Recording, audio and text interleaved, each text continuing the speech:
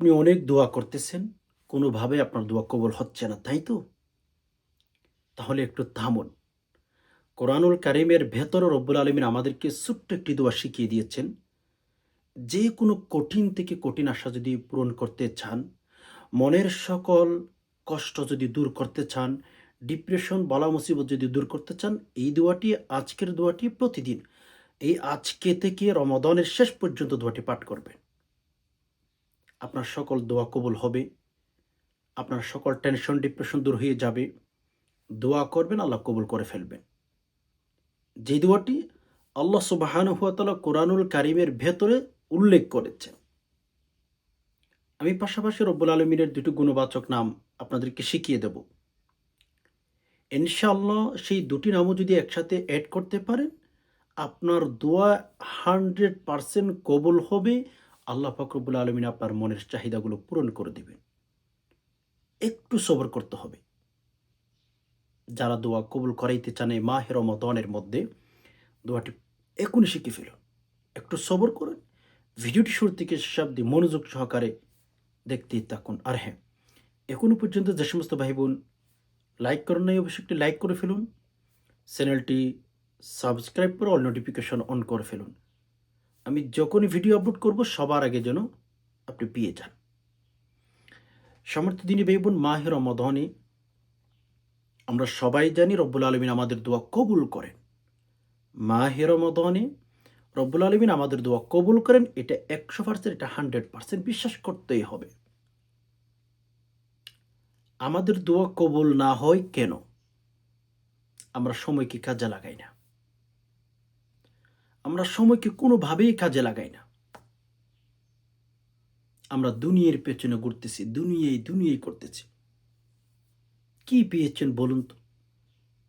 আল্লাহ সুবহানাহু ওয়া তাআলার কাছ থেকে আপনি যে দূরে সরে গেছেন, দুনিয়াই করতেছেন, কি পেয়েছেন আপনি?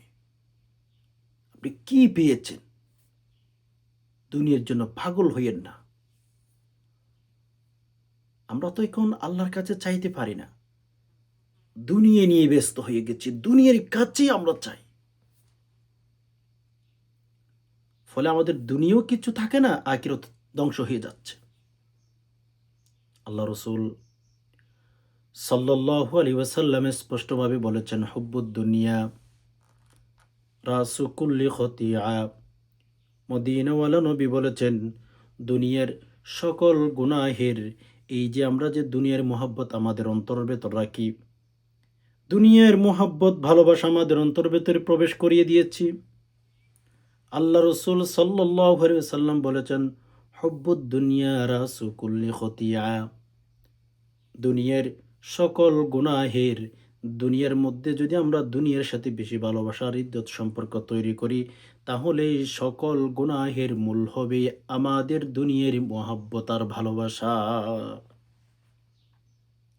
দুনিয়ায় করে আমরা সবাই দেখেন, ডানে দেখেন, বামে দেখেন, আমাদের গুনাহ ছাড়া কিচ্ছু নাই। ডানে বামে সামনে পেছনে গুনাহ আর গুনাহ। ফলে আমাদের কোনো দোয়া আল্লাহ তাআলা কবুল করছেন না। এজন্য আমি যদি আপনি যদি আমাকে বলেন যে আমার দুনিয়াই লাগবে, হ্যাঁ, দুনিয়াই লাগবে। তবে এটা সাহাবা একরাম যেভাবে অর্জন করেছেন সেভাবে অর্জন করতে হবে। আব্দুর রহমান ইবনে আউফ রাদিয়াল্লাহু তাআলা আনহু, সুবহানাল্লাহ, উনার একটা জীবনী আমি পড়েছিলাম, স্টোরি উনার জীবনীতে পেয়েছি। উনি সেই জামানার মধ্যে যেদিন দুনিয়া থেকে বিদায় হয়ে যাচ্ছেন, সেদিন তার কাছে কত টাকা ছিল? দুনিয়ার মতো, আমাদের বাংলাদেশের মতো ৬ দিন থেকে আ ৬ বছরের, ৬ দিন না, সরি, ৬ বছরের বাজেট করা যাবে। যেই দিন ইন্তেকাল তিনি হচ্ছিলেন, যেই দিন দুনিয়া থেকে তিনি বিদায় হয়ে যাচ্ছিলেন, সেদিন তার কাছে এত সম্পদ ছিল যে ৬ বছরের বাজেট করা যাবে, এত সম্পদ আব্দুর রহমান ইবনে আউফ রাদিয়াল্লাহু তাআলা আনহুর কাছেই ছিলেন। এরপরেও তারা আল্লাহকে বলে যান নাই। এরপরেও তাহাজ্জুদের নামাজ ছেড়ে দেন নাই। এরপরেও আল্লাহ তাআলার কাছে দোয়া করা তিনি ছেড়ে দেন নাই। একবার চিন্তা করুন, বাংলাদেশের মতো একটা দেশের 6 বছরের বাজেট করা যেত যেই দিন সেই দুনিয়া থেকে বিদায় হয়ে যাচ্ছেন সেই দিনের কথা। এবার আপনার আমার কাছে কত কিছু আছে। আমরা কত কিছু পেয়েছি যে আল্লাহকে ভুলে গেছি। আমরা কি পেয়েছি যে আল্লাহকে ভুলে গেলাম? ও মেরে দোস্ত, এভাবে হলে চলবে না। মাথায় রাখবেন, আপনি দুনিয়া থেকে একদিন বিদায় হবেন, আমিও কিন্তু বিদায় হব। আমাদের দুনিয়ায় মকসুদ নয়, দুনিয়ায় উদ্দেশ্য নয়। আমাদের উদ্দেশ্য পরকাল। আমরা মুসলিম, আমাদের উদ্দেশ্য হচ্ছে আখিরাত। আমাদের আখিরাতের দিকে ধাবিত হতে হবে। ওকে? এজন্য আমরা যত কষ্টের মধ্যেই থাকি না কেন, যতই ডিপ্রেশনের মধ্যে থাকি না কেন, যতই বলা মুসিবতের মধ্যে থাকি না কেন, আপনার আমার উচিত বেশি, বেশি আল্লাহর কাছে দোয়া করা। মনের মধ্যে অশান্তি, মনের মধ্যে কষ্ট, মনের ভেতরে কষ্ট ছাড়া আর কিচ্ছু নাই ও মেরে দোস্ত। ওই সময়ের মধ্যে যদি আল্লাহর কাছে দোয়া করতে পারেন, চাইতে পারেন, শান্তি কাকে বলে আপনি বুঝে যাবেন। বেশিরভাগ মানুষের অভিযোগ আল্লাহর কাছে দোয়া করেন, আল্লাহ দোয়া কবুল করেন না, এই অভিযোগটা করে থাকেন। অথচ আপনি কি জানেন মেরে দোস্ত, এই যে মাহ রমাদানের মধ্যে অশান্তিতে আপনার জীবনটা যাচ্ছে, ধীরে ধীরে আপনার লাইফটা শেষ হয়ে যাচ্ছে। আপনি বলেন যে অশান্তির মধ্যে আছি। আরে ভাই, শান্তি কোন দিন পাবেন জানেন? আমি যদি বলি তাহাজ্জুদ নামাজের মধ্যে গিয়ে একাকীভাবে মনের শান্তি, মনের অশান্তি এগুলো বোঝার জন্য আপনি আমাকে বুকে হাত দিয়ে বলুন তো, তাহাজ্জুদ নামাজের মধ্যে গিয়ে একাকীভাবে কোনো দিন কান্নাকাটি করছেন কিনা আমাকে বলুন। আপনি শান্তি কাকে কাকে বলেন এটা বুঝবেন কিভাবে? আপনি কি আমাকে বলতে পারবেন বুকে হাত দিয়ে একাকী তাহাজ্জুদের নামাজের মধ্যে আপনি ৭ দিন কান্নাকাটি করেছেন? ১ মাস তাহাজ্জুদের নামাজের সাজদায় গিয়ে কান্নাকাটি করেছেন? আমাকে বুঝাইতে পারবেন বা বলতে পারবেন? ১ মাস তাহাজ্জুদ পড়েছেন দেখাইতে পারবেন? ২ ঘন্টা তাহাজ্জুদের নামাজ পড়েছেন দেখাইতে পারবেন? তাহলে আপনি শান্তি কি কাকে বুঝবেন? শান্তি কাকে বলে বা কত প্রকার এটা বোঝার উপায় আপনি মাঝে মধ্যে নীরবে বসে রাতের অন্ধকারে উঠে তাহাজ্জুদের নামাজ পড়ে দেখেন। সাজদায় গিয়ে রবের কাছে মনের ব্যথাগুলো বলে দেখুন। শান্তি কাকে বলে তখন আপনি বুঝবেন। অন্যথায় আপনাকে আমি শান্তি কাকে বলে এটা বোঝানো আমার কাছে ক্ষমতা নাই। এক কথায়। আপনি শান্তি কাকে বলে এটা বুঝবেন কিভাবে? এটা বুঝবেন হচ্ছে আপনি যদি একাকী তাহাজ্জুদের নামাজে কান্নাকাটি করতে পারেন, মনের কষ্ট দূর করার বিষয়টা কাকে বলে তখন আপনি বুঝবেন। লাগাতার কোনোদিন ১ ঘন্টা কোরআন পড়েছেন? ২ ঘন্টা কোরআন পড়েছেন? আপনি আমাকে সত্য কথা বলুন। লাগাতার মনের অশান্তি দূর করার জন্য ২ ঘন্টা কোরআন পড়েছেন? ৩ ঘন্টা কোরআন পড়েছেন? তাহলে তো আপনি মনের অশান্তি দূর করবেন কেন? আপনি তো আল্লাহর স্মরণ থেকে দূরে আছেন। আল্লাহ সুবহানাহু ওয়া তাআলার স্মরণ থেকে তো আপনি দূরে আছেন। আপনি বলুন, আপনার অশান্তি দূর হবে কিভাবে? আপনার কষ্ট দূর হবে কিভাবে? বুঝতে পেরেছেন? আপনার অশান্তি বা কষ্ট দূর করার জন্য কোরআন পড়েন লাগাতার ২ ঘন্টা। মনের ব্যথাগুলো, মনের কষ্টের কথাগুলো একটু স্মরণ করে আল্লাহর কাছে বলেন। দেখবেন মনের ব্যথা আর ব্যথা নাই। ওইটা দূর হয়ে গেছে। ওইটা সলভ হয়ে গেছে। মনের ব্যথা আর কোনোভাবেই থাকবে না। এজন্য মেরে দোস্ত, মনের ব্যথা দূর করার জন্য, মনের কষ্টগুলো দূর করার জন্য মাঝে মধ্যে বসে ২ ঘন্টা আমার ফোন আমি ব্যবহার করব না। ২ ঘন্টা আমি কারো সাথে কথা বলব না। ২ ঘন্টা আমি রবের সাথে কথা বলব, আমি কোরআন পড়ব। ২ ঘন্টা কোনোদিন ১ ঘন্টা লাগাতার দোয়া করেছেন? আপনার দোয়া কবুল হবে কেমনে? এ কথাগুলো এজন্য বলছি যারা অশান্তিতে জীবন যাপন করতেছেন। যারা বলেন যে শুধু কষ্টের মধ্যে আমাদের লাইফটা যাচ্ছে, আমাদের জীবনটা যাচ্ছে, যারা বলেন আমি আপনাদেরকে বলছি, বোঝাবার জন্য বলছি। বসে কি কোনোদিন লাগাতার ১০ মিনিট ২০ মিনিট দোয়া করেছেন? লাগাতার ৩ দিন দোয়া করেছেন? তাহলে আপনার দোয়া কবুল হবে না কেন? কোনোদিন ২ ঘন্টা কোরআন পড়েছেন? এই যে কথাগুলো হয়তো অনেকের সাথে মিলে যেতে পারে, কষ্ট পেতে পারেন। এখানে কষ্ট নেওয়ার কিচ্ছু নেই ভাই-বোন। আল্লাহর কাছে চান, আল্লাহ দিবেন। আল্লাহ পাক রব্বুল আলামিনের কাছে প্রার্থনা করেন। আল্লাহ অবশ্যই, অবশ্যই আপনাকে আমাকে দিতে ইনশাআল্লাহ রাজি হয়ে যাবেন। তো যাই হোক সম্মানিত দিনী ভাই-বোন, মাহে রমাদান চলতেছে। এখানে বলার মধ্যে কিচ্ছু নাই। শয়তানকে বন্দী করে ফেলল, জাহান্নাম বন্দী করে ফেলল। অথচ আপনি আমি যদি জান্নাতের টিকেট এখনো পর্যন্ত নিতে না পারি, আপনি আমি যদি জান্নাতের মালিক এই রমাদান মাসেও হতে না পারি, তাহলে আপনার মতো আমার মতো হতভাগা এই জাহানে, এই পৃথিবীতে আর কে হতে পারে? আপনি আমাকে বলুন, কে হতে পারে? এজন্য মাহে রমাদান আল্লাহর কাছে বেশি, বেশি দোয়া করবেন, প্রার্থনা করবেন। ইয়া রব, আমার মনের জীবনের অশান্তিগুলো আপনি দূর করে দিন। ইয়া আল্লাহ, অনেক কষ্টের মধ্যে আছি রব, আপনি কষ্টগুলো দূর করে দিন। আল্লাহর কাছে এভাবেই বলেন। তো যাই হোক, আমরা রমাদান মাসে বেশি, বেশি দোয়া করার চেষ্টা করব। কেননা আদ-দুআউ মুখুল ইবাদাহ। আল্লাহ রাসূল সাল্লাল্লাহু আলাইহি ওয়াসাল্লাম স্পষ্ট বলেছেন, দোয়া যে আমরা হাত তুলে দোয়া করি এটা হচ্ছে ইবাদতের মগজ। মানে দোয়া করাটা আদ-দুআ হুয়াল ইবাদা। রাসূল বলেছেন দোয়া করা সেটাও কিন্তু একটা ইবাদত। দোয়া করা সেটা একটাও ইবাদত। আদ-দুআউ হুয়াল ইবাদা। মানে আল্লাহর কাছে প্রার্থনা করা বা মেসেজ দেওয়া এটাও কিন্তু এক প্রকার দোয়া বা প্রার্থনা, মেসেজ। সুবহানাল্লাহ। এজন্য দোয়া করবেন। এক্সট্রা দোয়া করবেন। আমরা মনে করি দোয়া করার জন্য নামাজ পড়তে হয়, দোয়া করার জন্য কোরআন পড়তে হয়। আরে ভাই না।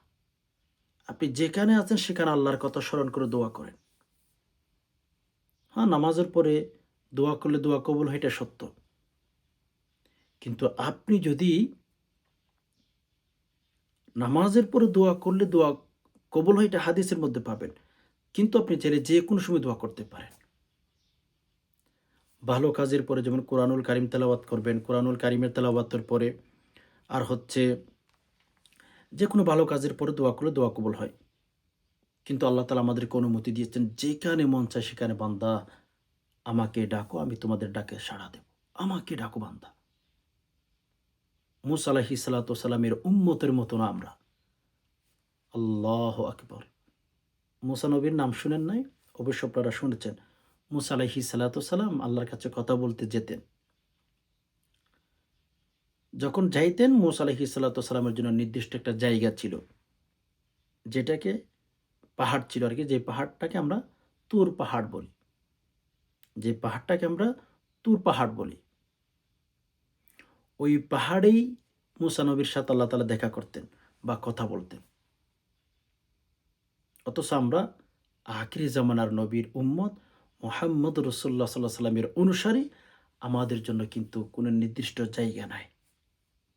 যেই প্রান্তে থাকেন, পাহাড়ে থাকেন, নিচে থাকেন, আল্লাহ তাআলার কাছে আপনি দোয়া করতে পারবেন।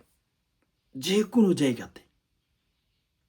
আমাদের জন্য মূসা নবীর জন্য নির্দিষ্ট একটা জায়গা ছিল। ওই জায়গাতে যেতে হবে দোয়া করতে চাইলে, আল্লাহ তাআলার সাথে কথা বলতে চাইলে। আল্লাহ বলেন, "না, আমি তোমাদের জন্য পুরা জায়গাটাকে যে এজাজত দিয়ে দিলাম। তোমরা যেকোনো জায়গাতে বসে আমার কাছে চাইতে পারো।" মূসা নবী এত জলিলুল কদর পয়গম্বর। উনি যখন আল্লাহর কাছে চাইতে চাইতেন, নির্দিষ্ট টাইম মেইনটেইন করতে হবে। মূসা নবীর নির্দিষ্ট টাইম মেইনটেইন করতে হয়। নির্দিষ্ট জায়গায় যেতে হয়। আর আপনি আমি আল্লাহর কাছে যখন চাইবো, নির্দিষ্ট করে সময়ের কোনো প্রয়োজন নাই। যখন তখন, যখনই বিপদে তখন আল্লাহকে ডাকেন। সুবহানাল্লাহ! আল্লাহ তাআলা আপনাকে আর কত দিতেন। এজন্য কোরআনুল কারীমের মধ্যে আপনারা একটা সূরা দেখেন নাই? আ সূরাতুল বাকারার মধ্যে একটা আয়াত, আয়াতুল কুরসি ওখানে একটা অংশ আছে। লা তাখুযুহু সিনাতুন ওয়ালা নাওম। লা তাখুযুহু সিনাতুন ওয়ালা নাওম। আল্লাহ তাআলা জানিয়ে দিয়েছেন যে, বান্দা তোমাদেরকে কত্ত ভালোবাসি এটা বোঝাবার জন্য শোনো। আমি আল্লাহ তোমাদেরকে দেওয়ার জন্য নির্দিষ্ট করে জায়গার কোনো নির্দিষ্ট সময়ের প্রয়োজন মনে করি না। আমি আল্লাহ তোমাদেরকে দেওয়ার জন্য লা তাখুযুহু সিনাতুন ওয়ালা নাওম। তোমাদেরকে দেওয়ার জন্য আমার দুটো হাত, কুদরতি হাত আমি সবসময় প্রসারিত করে রাখি। আমার কোনো ঘুম নাই, আমার কোনো তন্দ্রা নাই।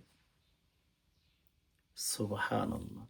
আল্লাহ সুবহানাহু ওয়া তাআলার কোনো তন্দ্রা নাই, কোনো ঘুম নাই, কিচ্ছু নাই। রাতের ৩টা, ৪টা, ৫টা যতটা বাজে আল্লাহর কাছে চাইবেন, আল্লাহ সদা সর্বদা দিতে প্রস্তুত আছেন। জলিলুল কদর মূসা নবী, আল্লাহর কাছে চাইতে গেলে তোর পাহাড়ে যেতে হবে। নির্দিষ্ট সময়ের মধ্যে যেতে হবে। মূসা নবীকে আল্লাহ তাআলা জানিয়ে দিতেন, "মূসা এই কথাগুলো বলতে পারবা, এই কথা বলতে পারবা না।" আমাদের জন্য কোনো নিষেধাজ্ঞা নাই। আদ-দুআউ হুয়াল ইবাদা। আল্লাহ তাআলা বলেছেন, মানুষ দোয়া করা সেটা একটি ইবাদত। তোমরা আমার কাছে দোয়া করো, আমি আল্লাহ তোমাদের দোয়া কবুল করে নেব। তোমাদের মনের চাহিদাগুলো আমি আল্লাহ পূরণ করে দেব। সুবহানাল্লাহ।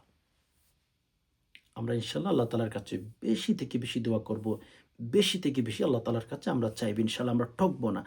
আল্লাহর কাছে চাইলে আমরা কোনোদিন ঠকবো না। আরেক হাদিসে এসেছে রাসূলুল্লাহ সাল্লাল্লাহু আলাইহি ওয়াসাল্লাম বলেছেন, "আত-তাকদীরু লা ইউরাদ্দু ইল্লা বিদ-দুআ।" আমাদের তাকদির, আমাদের ভাগ্য পরিবর্তনের একটা বিষয় বলি না? এটা কোনো সময় পরিবর্তন হয় না। আত-তাকদীরু লা ইউরাদ্দু। তাকদীর কোনোভাবেই পরিবর্তন হয় না। বাট আপনাকে বলছি, তাকদীর যদি পরিবর্তন করতে চান, তাহলে দুআর মাধ্যমে, রবের কাছে প্রার্থনার মাধ্যমে আপনার ভাগ্য পরিবর্তন করতে পারেন। অভাবে আছেন যার মানে আমাদের এসব কথা আপনাদেরকে কেন বলছি? আমরা আল্লাহর কাছে বেশি থেকে বেশি দোয়া করব। আত-তাকদীরু লা ইউরাদ্দু ইল্লা বিদ-দুআ। তাকদীর পর্যন্ত আপনি পরিবর্তন করতে পারবেন। ভাগ্য পর্যন্ত আপনি পরিবর্তন করতে পারবেন। তবে সেটা চাইতে হবে আল্লাহ তাআলার কাছে। এখন তো আমরা আল্লাহর কাছে চাই না। মাজারে চলে যাই, মন্দিরে চলে যাই, মেরুদুস্থ বাবার কাছে চলে যাই। বিভিন্ন সময় দেখা যায় নাউযুবিল্লাহ মাজারে, মন্দিরে গিয়ে মানুষ সেজদা করতে দ্বিধা করে না। এজন্য আল্লাহ তাআলার কাছে আমরা দোয়া করলে দোয়া কবুল হয় না। কেননা আমরা মুসলমান, আমরা আল্লাহকে বাদ দিয়ে অন্যান্য মানুষের কাছে চলে যাই, অন্যান্য ব্যক্তির কাছে চলে যাই। যার কারণে আমাদের দোয়া আল্লাহ তাআলা কবুল করেন না। আমাদের প্রথমত উচিত আল্লাহর কাছে চাওয়া, আল্লাহর কাছে বলা মনের ব্যথাগুলো, আমাদের হাজাতগুলো, আমাদের প্রয়োজনগুলো আল্লাহ তাআলার কাছে বলা আমাদের প্রয়োজন। ওকে, সম্মানিত দিনী ভাই বোন, ১ম নাম্বার আমি যে দোয়াটি যেভাবে শিখিয়ে দেবো সেভাবে পাঠ করবেন। ধরুন আপনার অনেক কষ্ট, অনেক দোয়া করতেছেন, দোয়া কবুল হচ্ছে না। তো প্রার্থনা করতেছেন বা কষ্টে আছেন, অনেক দোয়া আল্লাহ তাআলার কাছে করেছেন, লেকিন কোনো দোয়া আল্লাহ তাআলা কবুল করছেন না। রমাদান মাসে দোয়া করলে আল্লাহ খুশি হন। আল্লাহ পাক দোয়া কবুল করে থাকেন। সে আশা নিয়ে, সে ভরসা নিয়ে আজকের দোয়াটি পাঠ করবেন। কিভাবে পাঠ করবেন? একটু আমার দিকে লক্ষ্য করুন। ১ম নাম্বারে আপনি ৩ বার ইস্তেগফার পাঠ করবেন। আপনি যদি অতি দ্রুত মনের আশা পূরণ করাইতে চান, মনের চাহিদাগুলো অতি তাড়াতাড়ি যদি পূরণ করাইতে চান, ১ম নাম্বারে আপনি ৩ বার ইস্তেগফার, আস্তাগফিরুল্লাহ, আস্তাগফিরুল্লাহ, আস্তাগফিরুল্লাহ, আস্তাগফিরুল্লাহ, শুদ্ধ করে আস্তাগফিরুল্লাহ বলবেন না। আস্তাগফিরুল্লাহ, শুদ্ধ করে।